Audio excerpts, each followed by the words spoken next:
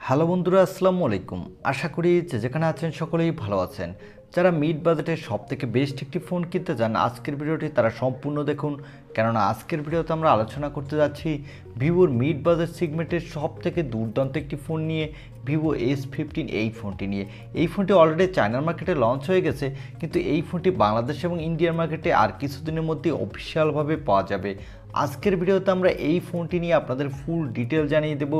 এই ফোনটি কবে বাংলাদেশ এবং ইন্ডিয়ার মার্কেটে লঞ্চ হতে পারে, এছাড়া জানিয়ে দেব এই ফোনটি কত দামে বাংলাদেশ এবং ইন্ডিয়ার মার্কেটে পাওয়া যাবে। আর ভিডিওর শেষে জানিয়ে দেব এই ফোনটি যে দামে পাওয়া যাবে, এই দামে কি এই ফোনটি আপনার নেওয়া ঠিক হবে কিনা, বা এই ফোনটির ভালো কোনো বিকল্প ফোন বর্তমান মার্কেটে আছে কিনা, থাকলে কি ফোন আছে, এই সকল বিষয়ে ফুল ডিটেল জানিয়ে দেব মূল ভিডিওতে।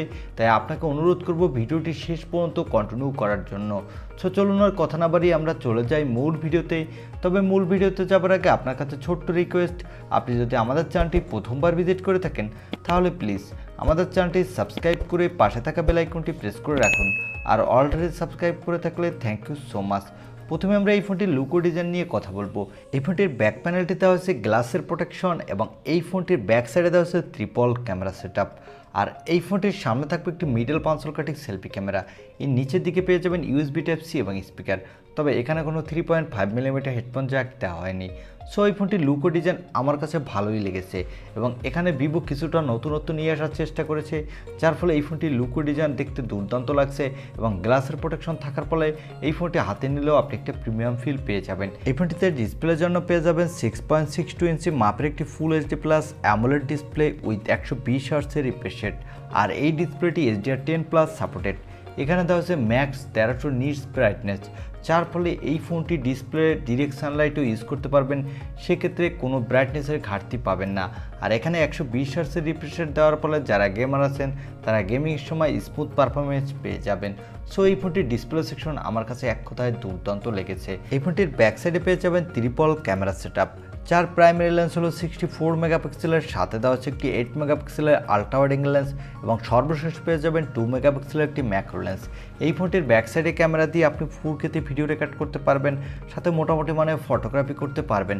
তবে আমার কাছে মনে হয়েছে এটি যেহেতু একটি মিড বাজেটের ফোন, ভিভো চাইলে এখানে একটি টেলিফোটো লেন্স প্রোভাইড করতে পারতো, তাহলে এই ফোনটির camera section on of the best একটি ক্যামেরা সেটআপ হতো এই বাজেটের মধ্যে। এখানে পেয়ে যাবেন 32 মেগাপিক্সেলের একটি সেলফি ক্যামেরা। এই ক্যামেরাটি দিয়েও আপনি ফুল HD+ ভিডিও রেকর্ড করতে পারবেন, সাথে দুর্দান্ত মানের সেলফি তুলতে পারবেন।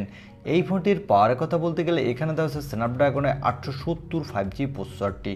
এই প্রসেসরটি একটি 7nm আর্কিটেক্টে বিল্ড, এবং এই প্রসেসরটি দিয়ে আপনি PUBG, free fire, call of duty, S15 মতো গেম হাই সেটিংসে আল্ট্রা মোডে স্মুথলি প্লে করতে পারবেন, কোনো প্রকার ল্যাগিং ইস্যু ছাড়া, সাথে দুর্দান্ত মাল্টিটাস্কিং করতে পারবেন। এই ফোনটিতে আউট অফ দ্য বক্স দেওয়া হচ্ছে Android 12, এর ব্যাকহ্যান্ডে পেয়ে যাবেন অরিজিন OS।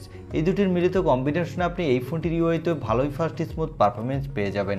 এই ফোনটিতে সিকিউরিটির জন্য দেওয়া হচ্ছে ইন ডিসপ্লে অপটিক্যাল সেন্সর, আর এই সেন্সরটি অত্যন্ত ফাস্ট হতে যাচ্ছে।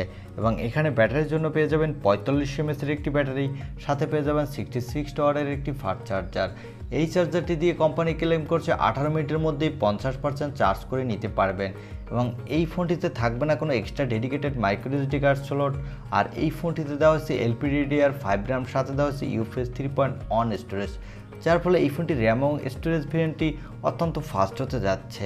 এবং এই ফোনটি 3টি কালার ভেরিয়েন্টে মার্কেটে পাবেন, একটি হলো ব্লু, অন্যটি হলো ব্ল্যাক, এবং অন্যটি হলো ইয়েলো। এবং এই ফোনটি 3টি RAM ভেরিয়েন্টও মার্কেটে পাবেন। এর বেস ভেরিয়েন্ট হবে 8/128GB, আর মিডল ভেরিয়েন্টে হবে 8/256GB, এবং টপ ভেরিয়েন্টে হবে 12/256GB। এবারে জানিয়ে দেব এই ফোনটি কবে বাংলাদেশ এবং ইন্ডিয়ার মার্কেটে লঞ্চ হতে যাচ্ছে, এবং এই ফোনটি কত দামে বাংলাদেশ এবং ইন্ডিয়ার মার্কেটে পাওয়া যাবে।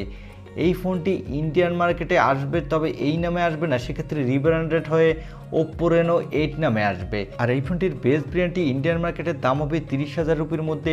সেক্ষেত্রে এই ফোনটি যখন বাংলাদেশে অফিসিয়ালভাবে লঞ্চ হবে, তখন এর বেস ভেরিয়েন্টের দাম হতে পারে 35 থেকে 38,000 রুপির মধ্যে। এই ফোনটি ইন্ডিয়াতে জুলাই মাসের শেষ দিকে অফিসিয়ালভাবে পাওয়া যাবে।